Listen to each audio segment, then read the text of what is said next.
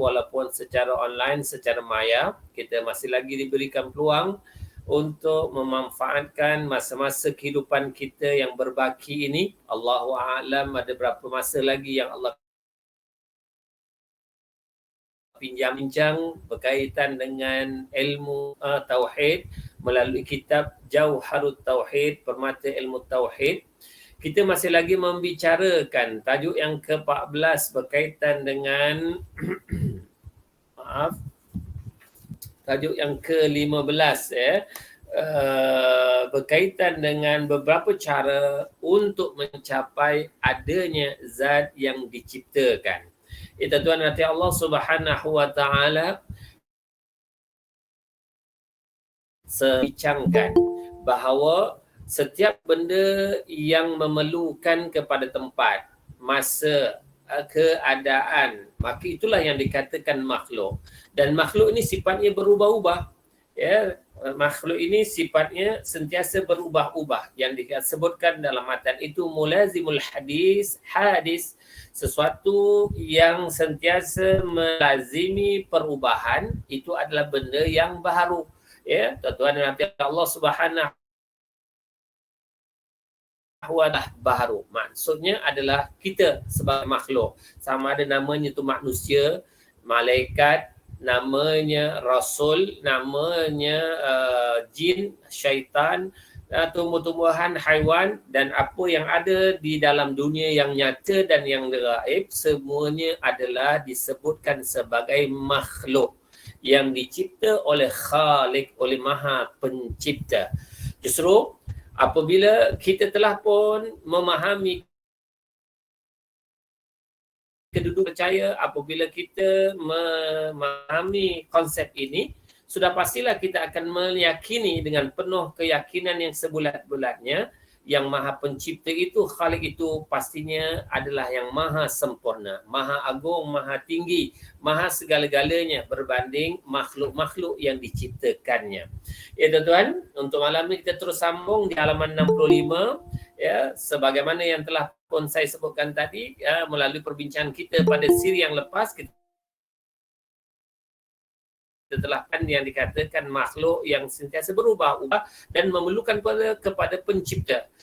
Justru di dalam halaman 65 itu kata pengarang, sebagai kesimpulannya anda berkata, diriku melazimi bagi sifat-sifat yang baharu, maka dia baharu juga, dan setiap yang baharu haruslah ada baginya zat yang menciptakan, yang bijak, yang maha bijaksana, serta wajib adanya lagi disifatkan dengan beberapa sifat. Kalaulah kita sebagai manusia dah pun mengakui tentang kita ini adalah makhluk yang terikat dengan tempat, masa, keadaan. Kita memerlukan kepada perubahan. Kita memerlukan kepada kebergantungan kepada sesuatu. Maka sebagai makhluk sudah pastilah kita meyakini ada yang maha hebat, maha agung, yakni Allah Subhanahu wa taala. Justru Allah Subhanahu wa katakan sebagai maha pencipta, bahkan telah pun dibahaskan di kalangan para ulama seperti Imam Al-Maturidi dan Imam Al-Asy'ari, Allah Subhanahu wa taala wajib baginya sifat-sifat yang maha sempurna, seperti yang dibahaskan ada 20 sifat wajib bagi Allah Subhanahu wa taala. Justru dalam hal ini apa yang penting ialah apabila seseorang itu menyatakan tentang sifat-sifat yang menunjukkan maha sempurna, itulah selayaknya bagi Allah. Sifat yang menunjukkan kekurangan, kelemahan, keaiban, mustahil bagi Allah Subhanahu wa taala. Sebab itulah ya tuan-tuan nanti Allah dalam nak membahaskan 20 sifat ini, yang pentingnya dia punya jis ataupun intipatinya adalah wajib bagi kita meyakini apa-apa perkara sifat yang disandarkan kepada Allah semua menunjukkan kepada maha sempurnanya Allah Subhanahu wa taala. Maka wajiblah sifat berkenaan. Seterusnya dalam Al-Quranul Karim Allah Subhanahu wa taala berfirman, a'udzubillahi minasyaitonir rajim wa fi anfusikum afala tubsirun. Sadaqallahul azim. Maksudnya, dan pada diri kamu sendiri tidakkah engkau memikirkannya? Ya tuan dan Allah Subhanahu wa taala. Untuk melihat tanda-tanda kebesaran keagungan Allah, Allah sendiri sarankan, Allah cadang kita. Lihat, teliti, kaji tentang keadaan diri kita. Maka melalui dalam diri manusia itu, apabila ia memerhati, ia memikirkan, ia mengkaji, pasti akan ada jawapan bahawa ia memerlukan Maha Pencipta. Ya, Allah Subhanahu wa taala yang menciptakan mata untuk penglihatan. Allah yang menciptakan telinga untuk pendengaran. Allah yang menciptakan seterusnya dalam hal-hal yang lain. Jadi nak menunjukkan apabila manusia meneliti tentang hal keadaan dirinya, sudah pasti di sana ia akan dapat memikirkan tentang Maha Pencipta. Itu sudah pastilah Maha hebat, zat yang maha hebat, maha tinggi, maha agung, maha bijaksana dan maha segala-galanya. Dalam ayat dalam hadis yang boleh menjelaskan ayat di atas, pengarang menyatakan sabdaan Nabi sallallahu alaihi wasallam yang menyatakan kata-kata ini bukan dikatakan hadis, ada yang menyatakan adalah pandangan di kalangan para ulama, namun dalam kitab ini pengarang menyatakan ia merupakan hadis. Man arafa rabbahu arafa nafsahu.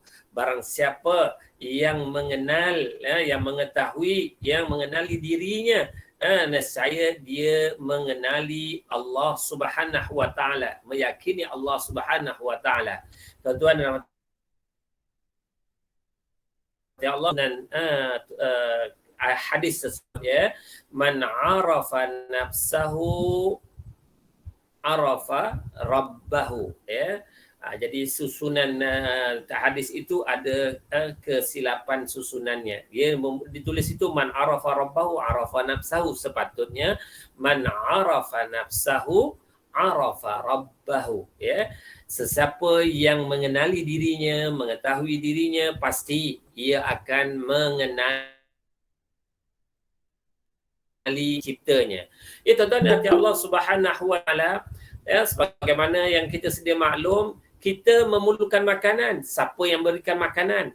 Jawapannya Maha Pencipta, Allah. Kita memakan makanan ruji kita, siapa yang mengenyangkan? Pasti jawapannya Allah. Kita apabila sakit memerlukan kepada ubat, siapa yang menyembuhkan ubat? Adakah siapa yang menyembuhkan penyakit? Adakah ubat? Tidak. Yang menyembuhkan itu ikhtiar, menjadi asbab untuk kita berikhtiar. Hal keadaannya tetap yang menyembuhkan itu Allah Subhanahu wa taala. Kita keletihan, kepenatan, kita memerlukan kerehatan, memerlukan tidur. Siapa yang mengizinkan untuk mata ini melelapkan mata dan tidur? Allah. Begitulah seterusnya dalam hal-hal yang berkaitan dengan kehidupan kita. Justru itulah sesiapa yang mengenali dirinya, semua jawapan itu pasti kembali kepada Maha Pencipta, yakni Allah Subhanahu wa taala. Termasuklah ya tuan-tuan, melalui malam ini kita boleh bersemuka melalui maya. Ya, siapa yang menganugerahkan akal yang pintar kepada manusia untuk mencipta teknologi sehingga kita berjauhan, namun kita boleh berada dalam satu keadaan yang mendekatkan kita. Yang memberikan akal itu pastinya Allah. Dan melalui hadis ini, man arafa nafsahu arafa rabbahu. Bagi orang yang beriman, sewajarnya begitulah menjadi pegangan dan keyakinan kepada mereka. Dan saya yakin mudah-mudahan kita di kalangan orang Islam ini dengan membahaskan perkara ini menjadikan keyakinan kita, keakidah kita, keimanan kita semakin mantap, semakin jazam, putus meletakkan yang Maha Pencipta Allah Azza wa Jalla.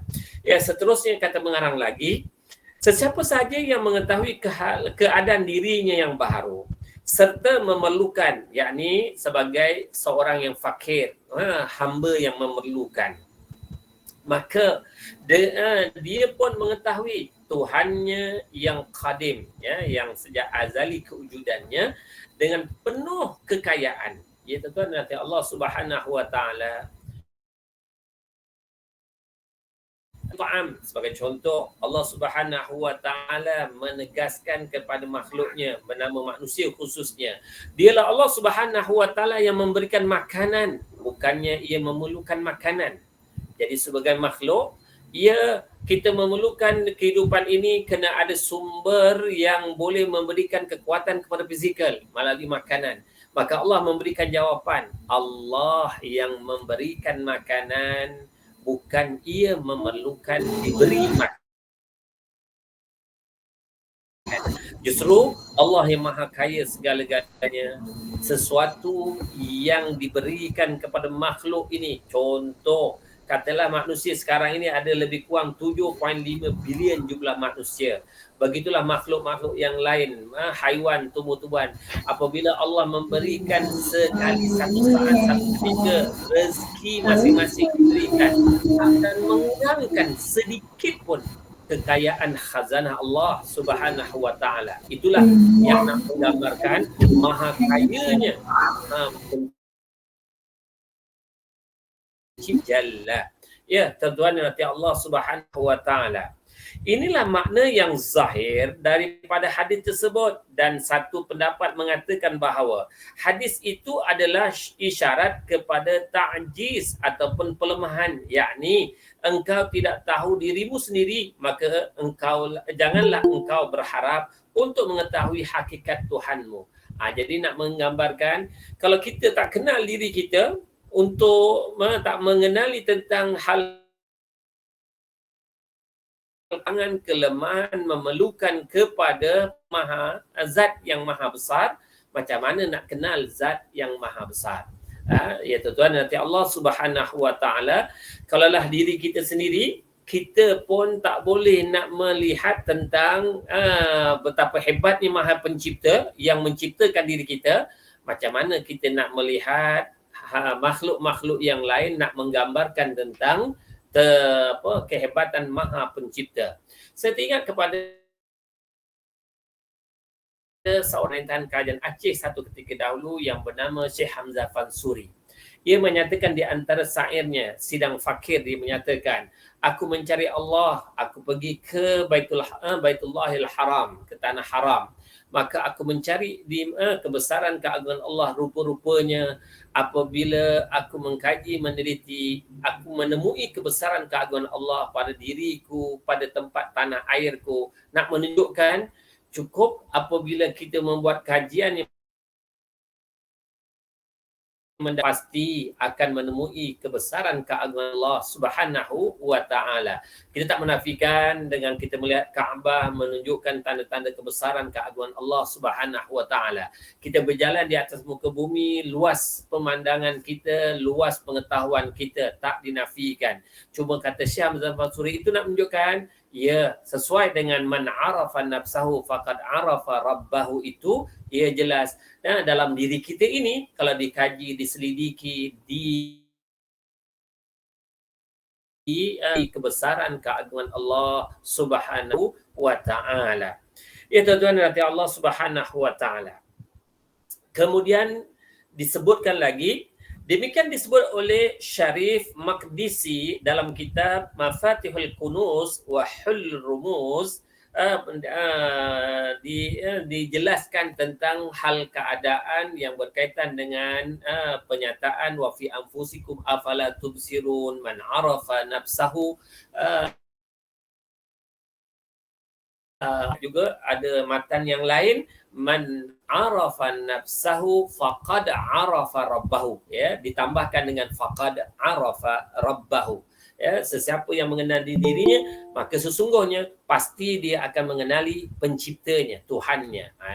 Jadi benda ini dijelaskan dengan panjang lebar dalam kitab Mafatihul Kunuz. Ini yang disebutkan oleh pengarang. Seterusnya, perkataan musannif dengan sumantakil lil alami,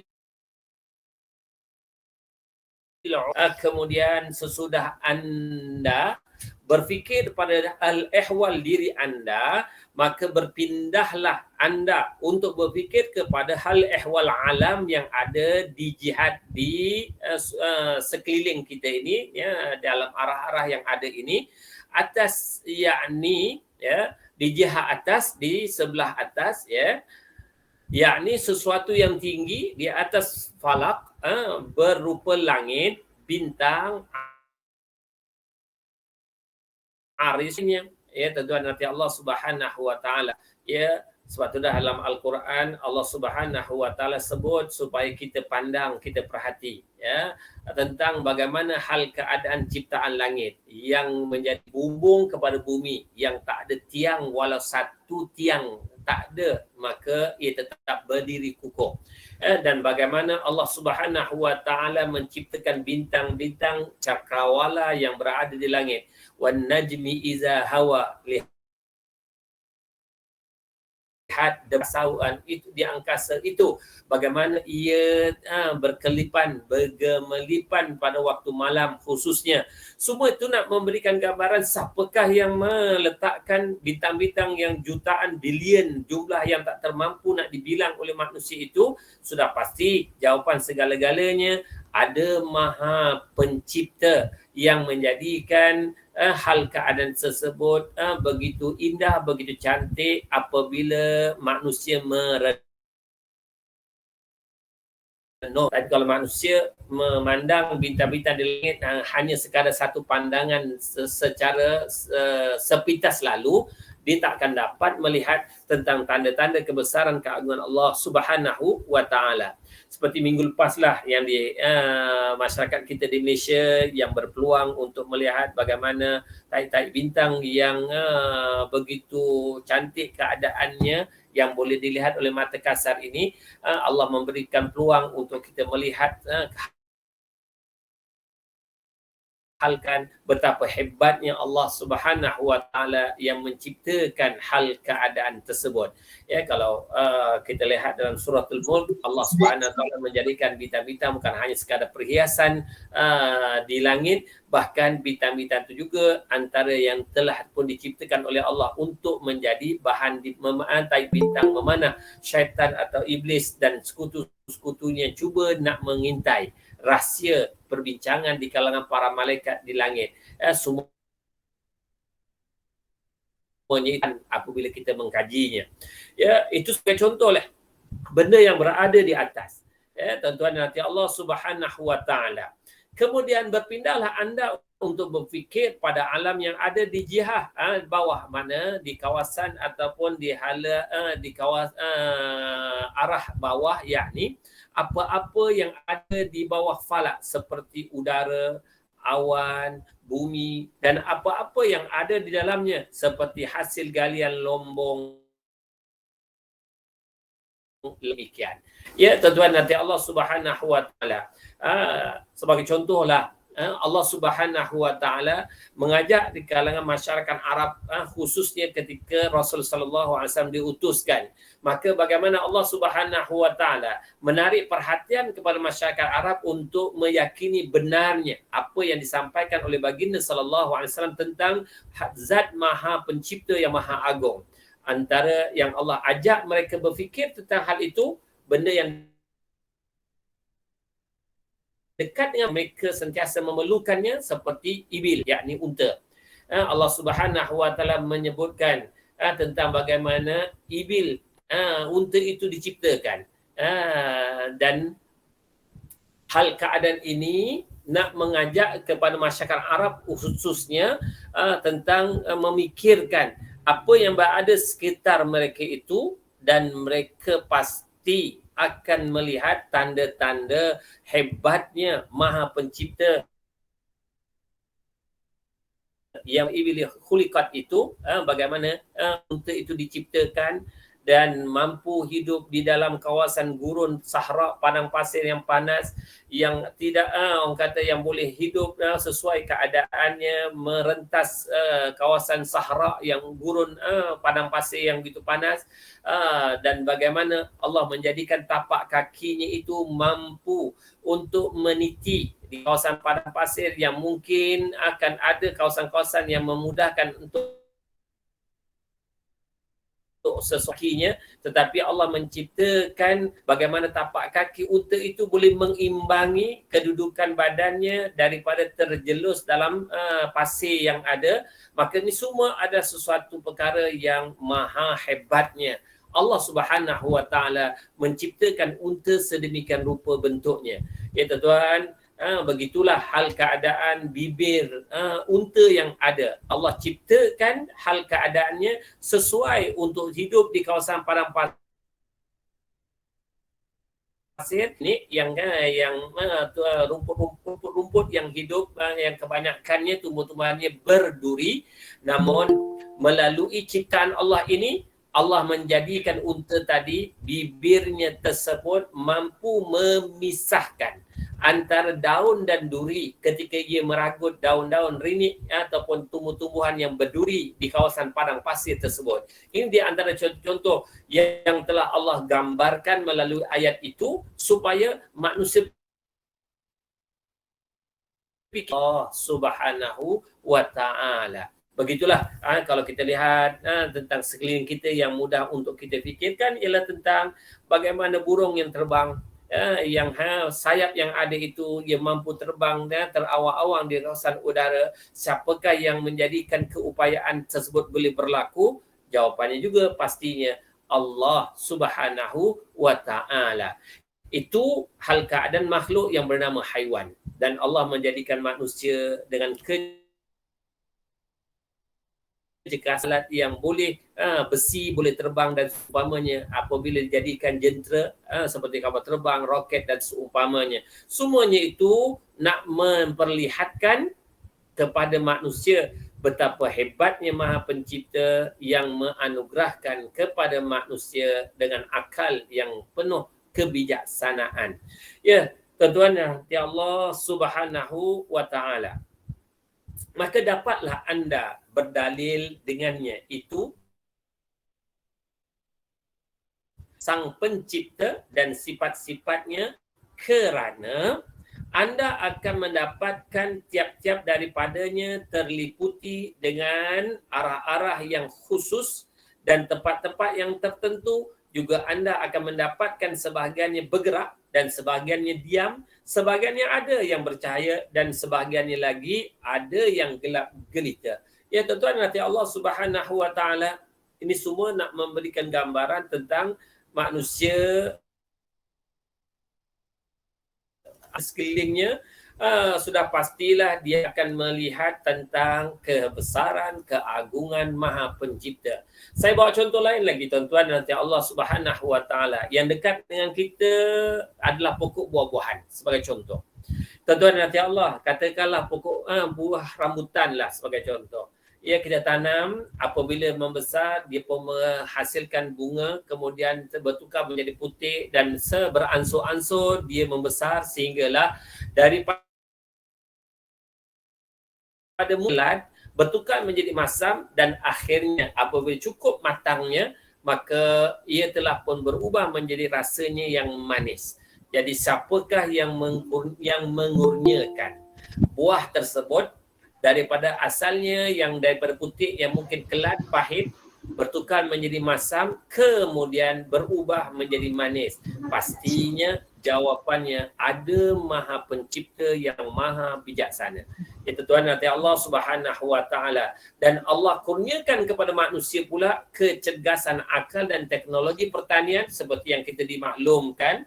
Orang-orang di Thailand, asam Jawa yang sifatnya masam itu pun dengan teknologi mereka mampu menghasilkan asam Jawa yang berubah daripada rasa yang masam berubah menjadi rasa manis. Semuanya ini adalah menggambarkan betapa hebatnya Maha Pencipta yang mengurniakan kepada manusia keupayaan untuk melakukan sesuatu teknologi yang manfaatnya akhirnya kembali semula kepada manusia. Itu di antara contoh-contoh lah ya tuan-tuan, nak menggambarkan betapa hebatnya Maha Pencipta yang mengurniakan untuk makhluk-makhluknya akan lagi keyakinan kepada makhluk supaya yang maha hebat itu adalah Maha Pencipta.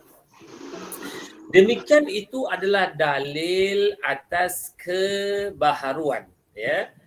Jadi apabila manusia tadi seperti awal-awal tadi kita katakan makhluk memerlukan tempat, keadaan, masa berubah-ubah, ada memerlukan kebergantungan kepada sesuatu yang maha segala-galanya. Jadi nak menunjukkan ini menunjukkan sifatnya baharu yang diistilahkan sebagai hadis, ya, baharu. Jadi apabila ia bersifat dengan sifat baharu, itulah petanda dia adalah makhluk. Tuan nanti Allah Subhanahu Wa Taala sebagai satu selingan, walau hebat macam mana pun makhluk ini beramal ibadat, mengisi setiap masa 24 jamnya untuk sentiasa beramal ibadat. Hebat mana pun makhluk dalam makhluk takkan berubah menjadi pencipta. Begitulah Maha Pencipta. Allah Subhanahu Wa Taala yang apabila mendekatkan zatnya kepada makhluk-makhluknya, merendahkan zatnya kepada makhluk-makhluknya, walaupun serendah mana Allah Subhanahu Wa Taala mendekati makhluk, Maha Pencipta tetap pencipta, takkan berubah menjadi makhluk. Khalik tetap khalik, takkan berubah menjadi makhluk. Ya, tuan-tuan dan puan Allah Subhanahu Wa Taala. Jadi kita sedarlah bukan kebergantungan kepada zat yang maha hebat, maha agung. Lebih lagi lah dalam situasi kita hari ini yang sedang menghadapi pandemik COVID-19 ini. Hari ini pun dah 23,000 lebih, nak menghampiri 24,000. Jadi apa yang dijangkakan kalau tak dijaga SOP kesihatan ini, maka tak mustahil jangkitan boleh berlaku satu hari. Dalam tempoh satu hari ia boleh merebak sehingga jangkitan boleh mencecah 24,000. Hanya lebih kurang dalam 400 ke 500 lagi jangkaan yang dijangkakan oleh pakar-pakar perubatan itu, sesuatu benda yang akan ada kemungkinan boleh terjadi dan tengok bagaimana teknologi yang Allah berikan manusia untuk membuat kajian. Maka kalaulah sekiranya manusia tak berhati-hati dalam hal ini, maka penularannya boleh berlaku lebih berbahaya lagi. Apapun, kita bukan nak membincangkan menakut-nakutkan dengan COVID. Sepatutnya mudah-mudahan kita semakin membincangkan tentang hal COVID ini, sepatutnya kita semakin takut kepada yang mencipta, Maha Pencipta kepada penyakit tersebut. Sepatutnya itulah yang lebih mendekatkan kita kepada Allah Subhanahu Wa Taala. Kita tuan dan Allah, mudah-mudahan Allah menurunkan rahmahnya, menjauhkan diri kita daripada penularan ini, daripada yang boleh membahayakan fizikal kita, keluarga kita, masyarakat kita, yang mudah-mudahan semua yang terjadi dan berlaku itu untuk menghapuskan dosa-dosa kita, mengangkat maqam dan martabat kedudukan kita lebih dekat dan hampir kepada Maha Pencipta. Ya tuan-tuan, patah balik kepada pembincangan kita. Dan kebaharuan adalah dalil dan memerlukannya kepada Sang Pencipta yang maha bijaksana serta bersifat dengan beberapa sifat sebagai baharu, dan tiap baru haruslah ada baginya Sang Maha Pencipta yang maha bijaksana yang bersifat dengan beberapa sifat. Kita tuan nanti Allah Subhanahu Wa Taala. Jadi kalaulah kita yang melihat tanpa izin penglihatan Allah, kita takkan dapat melihat. Kita dapat mendengar tanpa izin pendengaran Allah, kita tak akan dapat mendengar. Kita boleh berkata-kata, boleh bertutur tanpa izin kalam Allah, pertuturan Allah, kita tak akan mampu bertutur. Begitulah seterusnya dalam hal-hal kehidupan ini. Ya, sebagaimana firman Allah Subhanahu wa taala yang menggambarkan maha hebat, maha agungnya maha pencipta. Allah Subhanahu wa taala berfirman dalam suratul Baqarah ayat 160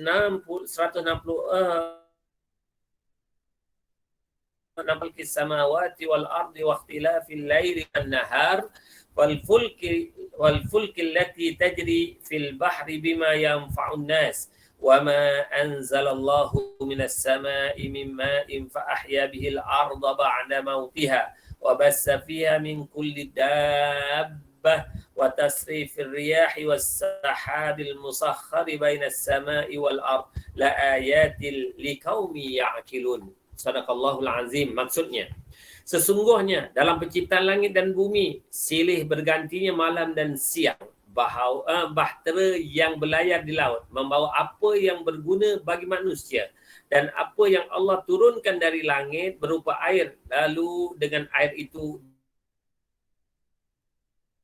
dia mati, yakni keringnya, dan dia sebarkan di bumi itu segala jenis haiwan, dan pengisaran angin, dan awan yang dikendalikan antara langit dan bumi benar-benar merupakan tanda-tanda bagi kaum yang memikirkan. Itu Tuhan nanti Allah Subhanahu wa taala. Jadi semuanya itu nak menunjukkan tanda-tanda kebesaran keagungan Allah Subhanahu wa taala. Apapun yang terjadi, semua tertakluk di bawah ke pentadbiran Allah Subhanahu wa taala. Seperti yang berlakulah kepada kepala air yang berlaku di Yan, di perkara yang tak boleh kita menafikan, segala-galanya di bawah takluk ilmu dan kekuasaan Allah Subhanahu wa taala. Apabila Allah menghendaki itu terjadi dan berlaku, maka terjadi dan berlaku. Sebagai manusia perlu muhasabah. Kenapa terjadi dan berlaku perkara tersebut? Memerlukan kepada memikirkan sesuatu yang jawapannya kepada akhirnya untuk kita membesarkan Allah, menerima takdir yang diberikan dengan tenang, sabar, retikai sesuatu yang ditakdirkan oleh Allah Subhanahu wa taala. Pastinya sesuatu yang terjadi ada hikmah besar yang Allah Subhanahu wa taala jadikan. Seperti jugalah apa yang sedang berlaku kepada kita tentang penyakit yang ada ini, yang di kalangan saintis, di kalangan orang-orang geologi menyatakan dengan kebanyakan apabila kelang-kelang direhatkan, ditutup operasinya, maka udara semakin bersih, air semakin bersih kualitinya. Maka ini antara hikmah besar yang Allah Subhanahu pada peristiwa penurunan penyakit.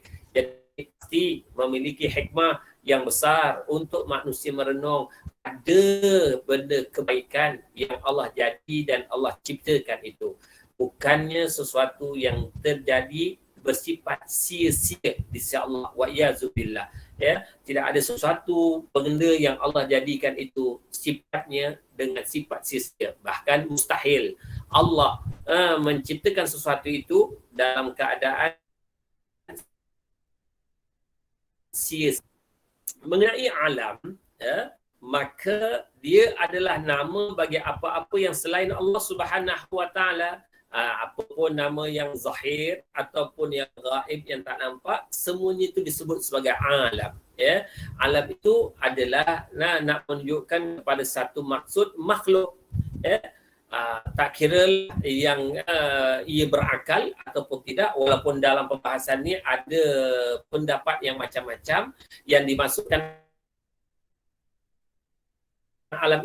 Namun saya berpegang kepada pendapat yang lebih asah, bahawa apa jua makhluk, sama ada dia hidup ataupun mati, dia berakal ataupun tidak, semuanya itu adalah alam. Sebagaimana ayat yang surah Al-Fatihah ayat yang kedua itu menyatakan alhamdulillahi rabbil alamin, segala puji-pujian bagi Tuhan Maha Pencipta pada alam ini. Jadi apa jua makhluk, semuanya itu disebut sebagai alam. Jadi selain Allah, semuanya itu dikatakan alam. Ya. Ada segala yang ma'dum, yakni yang tak ada, maka bukanlah dia alam baik itu suatu tadi harus jadi seperti anaknya si pada waktu dia belum ada, atau mustahil seperti sekutu bagi Allah Subhanahu wa taala. Jadi benda-benda yang ma'dum, benda yang ke depan, jadi itu tak lagi disebut sebagai alam. Contoh tuan-tuan nanti Allah, kita katalah kita sekarang dah memiliki anak, memiliki cucu. Bagi cucu kita, selepas itu generasi kita cicit. Jadi cicit itu benda yang belum ada lagi, belum lagi disebut sebagai alam. Apabila diwujud nanti, maka barulah dikatakan sebagai alam. Ya. Sebagian ulama ada yang mengkhususkan alam itu dengan yang mempunyai roh. Ini seperti saya sebut tadilah. Jadi di kalangan malaikat, manusia, syaitan, jin yang ada yang dikatakan sebagai alam yang seperti pokok, batu, tak. Ini satu pendapat, namun seperti awal tadi saya katakan, saya tak berpegang kepada pendapat yang lebih kukuh, yang lebih kuat. Apa saja benda yang diciptakan, makhluk yang diciptakan itu semuanya adalah alam. Ya. Sebahagian ada yang mengatakan mengkhususkan dengan manusia dan jin, sebahagian ada yang mengkhususkannya dengan malaikat, sebahagian ada yang mengkhususkannya dengan manusia, jin, malaikat dan syaitan. Sebahagian lagi ada yang mengkhususkannya dengan penghuni syurga dan neraka. Akan tetapi tidak ada dalil atas yang demikian itu semuanya. Maknanya itu kuat, yang diasah ialah selain Allah semua itu disebut sebagai alam ataupun istilahnya makhluk, benda yang diciptakan. Seterusnya, perkataan musannif dengan tajdid bihi sun'a, artinya bahawa jika ada memikirkan keadaan-keadaan yang telah disebutkan itu, nescaya anda dapatkan padanya ciptaan yang terang, sun'atul bahirah, yang merupakan kinayah kepada al-a'rad, yakni menggunakan jisim, jirim dan seumpamanya. Ya, beberapa bekasan-bekasan sempurna dan warna-warna yang indah hingga sifat-sifat lainnya yang tidak terhitung banyaknya dan tidak ada mengetahui kecuali pencipta langit dan bumi. Itu Tuhan nanti Allah, bagi kita manusia pun kita hanya dapat memesan benda yang boleh dilihatnya oleh mata, benda yang boleh dirasa, dipegang oleh tangan, benda yang boleh dirasa oleh lidah, maka itu keupayaan manusia yang tak boleh dilihat oleh mata, yang tak boleh didengar oleh telinga, yang tak boleh dirasa, dipegang oleh tangan, itu tak ada. Makhluk-makhluk itu tak ada. Ia adalah sesuatu yang wajib diyakini bahawa makhluk-makhluk itu tetap ada. Selama dia merupakan makhluk, maka wajib untuk kita yakini. Termasuklah sekarang ni yang dikatakan virus, yang dikatakan bakteria dan seumpamanya, walaupun tanya ada, dan lebih lagi apabila ada orang yang dijangkiti dengan penyakit itu, maka terbuktilah benar benda-benda yang bernama virus, yang bernama bakteria itu memang ada walau tak dapat dikesan oleh mata kasar. Itulah yang dikatakan makhluk. Kalau walaupun dia tak dapat dilihat, namun ia tetap ada, dan semua benda-benda itu selain Allah, ia dinamakan sebagai makhluk. Yang sang pencipta serta kudrah, iradah dan hayatnya, kerana yang demikian itu tidaklah boleh terbit kecuali dari zat yang bersifat dengan hal-hal tersebut. Iaitu nanti Allah, kita apapun, saya nak mengulang balik, segala-galanya mesti dengan izin Allah, dengan kekuasaannya, dengan kehendaknya, dengan ilmunya, maka terjadilah apa yang ia kehendaki. Kita takkan mampu, mata ada, takkan mampu melihat tanpa izin penglihatan dari Allah, maka takkan mampu makhluk untuk melihat. Telinga ada, takkan mampu nak mendengar tanpa izin pendengaran dari Allah, maka takkan mampu telinga untuk mendengar. Begitulah yang lain-lain, pertuturan, bergerak, maka segala-galanya adalah tertakluk di bawah kudrah dan kudrah irada wa ta'ala. Seterusnya kita cuba selesaikan ya tapi ini tuan-tuan pada malam ni, lafaz al-badi artinya al-mukhtara min ghairi misalin sabaq, ya. Jadi sesuatu yang diciptakan dengan tanpa adanya contoh yang mendahului. Ya tuan, Allah Subhanahu wa taala yang Maha Bijaksana menciptakan sesuatu tanpa memerlukan sesuatu benda lain untuk dicontoh. Ya, seperti yang kita maklum, Allah menciptakan Nabi Adam bermula daripada unsur tanah tanpa memerlukan kepada contoh macam mana makhluk yang bernama manusia yang nak diciptakan. Begitulah Allah ciptakan langit, Allah ciptakan bumi, Allah ciptakan air, malaikat dan seumpamanya makhluk-makhluk yang ada. Segala-galanya diciptakan tanpa meniru daripada mana-mana contoh yang lain. Inilah maha bijaksananya Allah. Nak melakukan sesuatu teknologi baru, pastinya ia memerlukan kepada sesuatu contoh yang lebih awal, kemudian dibuat sesuatu pembaharuan, penambahbaikan. Itu sifatnya makhluk, ya. Jadi seperti yang kita maklumlah, kalau dulu bermula dengan sampan dahulu, kemudian kepada bahtera, kemudian kepada kapal, dan macam-macam teknologi perubahan yang berlaku sehinggalah yang diciptakan oleh manusia, ya. Itu tuan Allah Subhanahu wa taala. Seterusnya, sedangkan hikam adalah jamak daripada kata hikmah yang bererti hikamun, yakni kesempurnaan. Ya, tuan-tuan yang Allah Subhanahu wa taala. Dan seterusnya kata pengarang lagi dengan perkataan lakin, akan tetapi adalah istidrak atau penghilangan keraguan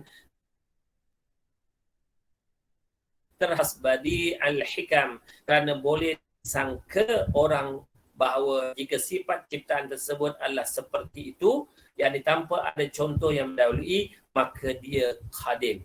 Ya, tuan-tuan nanti Allah Subhanahu wa taala. Namun kalaulah manusia nak mendakwa, okey, dia boleh mereka cipta sesuatu yang tak melihat kepada mana-mana contoh yang terlebih dahulu, dia tetap adalah makhluk, tak boleh berubah kepada dirinya itu. Nak mendakwa,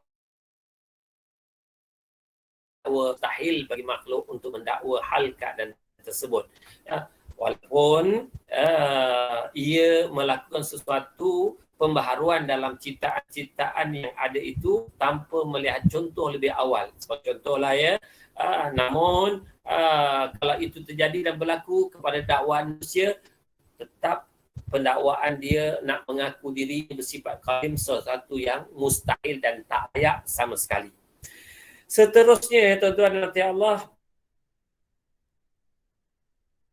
bihi qama dalil adam, maksudnya bahawa dengan alam yang bermakna al-ahram, al-ajzam, jirim-jirim yang ada, telah dalil bolehnya ketiadaan. Ya, tentang Allah Subhanahu wa taala, seperti awal-awal dulu perbincangan kita menyatakan, setiap makhluk yang ada itu Allah nak ciptakan, sifat bagi Allah adalah harus.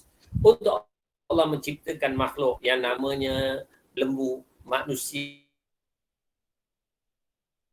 Subhanahu wa ta'ala tidak nak menciptakan kita yang bernama manusia ini sebagai contoh.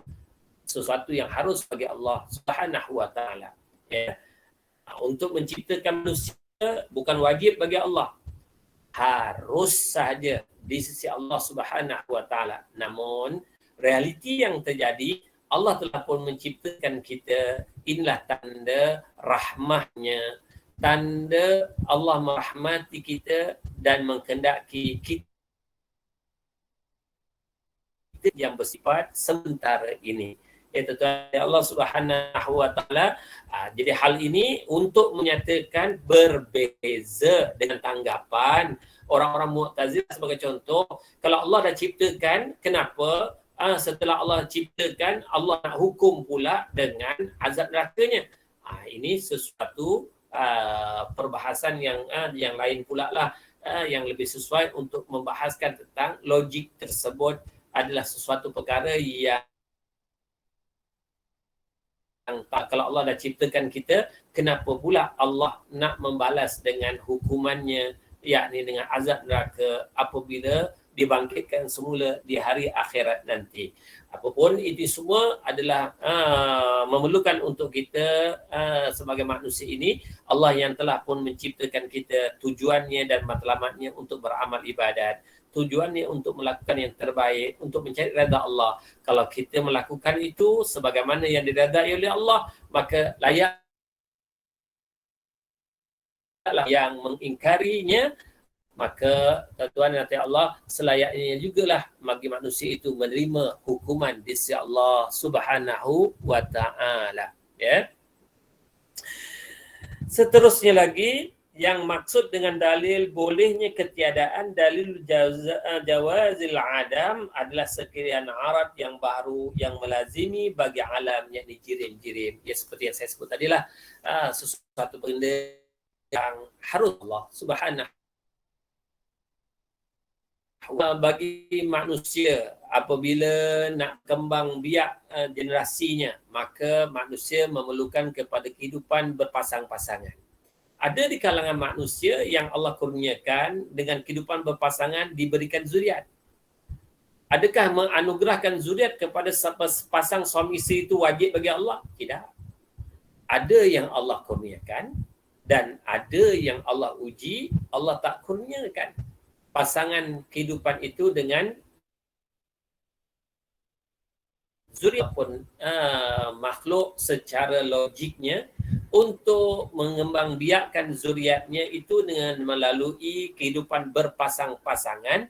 Namun bagi Allah Subhanahu wa taala, harus bagi Allah untuk tidak mengurniakan zuriat bagi pasangan-pasangan hidup yang ada. Segala-galanya itu ada hikmah di sebalik itu yang ditetapkan di sisi Maha Pencipta. Jadi nak gambarkan, jadi sesuatu benda yang baru itu tertunduk pada perubahan, sama ada Allah izinkan ataupun sebaliknya. Mudah-mudahan penyataan ini mengukuhkan lagi kepahaman kita bahawa yang maha segala-galanya, maha bijaksana itu adalah Maha Pencipta. Kita sebagai makhluk tetap sifatnya lemah. Sehebat mana pun fikiran kita yang Allah kurniakan, tetap ada kekurangan dan kelemahan. Itulah merujuklah kepada Maha Pencipta. Sebab tu kalau kita menerima sesuatu kehebatan, jangan kita berbangga dengan keadaan diri kita. Hakikatnya yang hebat itu Maha Pencipta. Kalau ditakdirkan kita diuji dengan sesuatu ujian, maka terimalah hakikat. Sebagai makhluk, kena sabar dengan apa yang diuji oleh Maha Pencipta. Wallahu a'lam ma'a'lam wallahu. Mudah-mudahan ada kebaikannya dari perbincangan kita ini. Jadi sebelum kita akhiri perbincangan kita ini, kalau ada satu dua perkara perbincangan, kalau adalah kalau saya boleh mampu memberi respon dengan izin Allah, saya cuba. Kalau tak mampu, mohon tangguh, minta maaf banyak. Wallahu a'lam.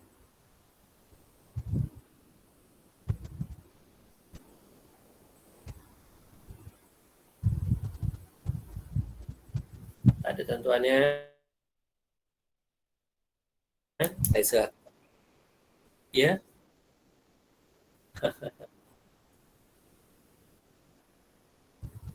Kepala sakit tak sihat.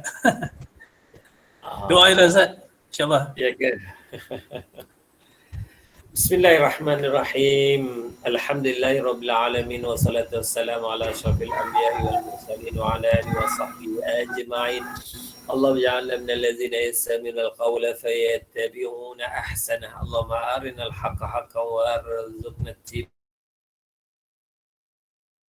وارزقنا اجتنابه يا مقلب القلوب ثبت قلوبنا على دينك وطاعتك اللهم إنا نعوذ بك من البرص والجنون والجسم ومن سيء الأسقام يا دافع البلاء يا الله ادفع عنا من كل بلاء وهم وغم وفتنة ومحنة وكرب وضيق يا رب العالمين اللهم اقض كل حاجة في الدنيا بالميسرة واقض كل حاجة في الآخرة بالمغفرة وصلى الله على سيدنا محمد وعلى آله رب العالمين وبالله التوفيق والهداية والسلام عليكم ورحمة الله وبركاته.